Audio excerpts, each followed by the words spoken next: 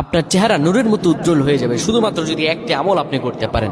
অজু করার সময় পানি যখন আপনার চেহারায় দিবেন, আপনার চেহারায় পানি দেওয়ার সময় শুধুমাত্র একটি দোয়া আপনি পড়বেন, আপনার চেহারা থেকে মেস্তা, ব্রণ এবং চেহারার বিভিন্ন রকম কালো দূর হয়ে যাবে এবং চেহারার সৌন্দর্য এবং লাবণ্য ফুটে উঠবে এবং চেহারায় যেন নূর চলে আসবে ইনশাআল্লাহ।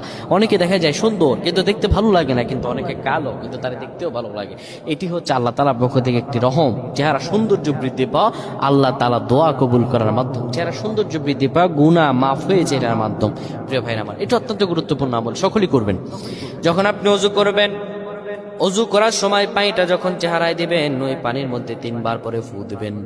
আল্লাহু নূরুস সামাওয়াতি ওয়াল আরদ আল্লাহুম্মা ইগফিরলি, আল্লাহু নূরুস সামাওয়াতি ওয়াল আরদ আল্লাহুম্মা ইগফিরলি। এই দোয়াটি 3 বার পরে সেই পানির মধ্যে ফু দিয়ে পানিটা চেহারার মধ্যে লাগাবেন। আমার আল্লাহ আপনার চেহারার মধ্যে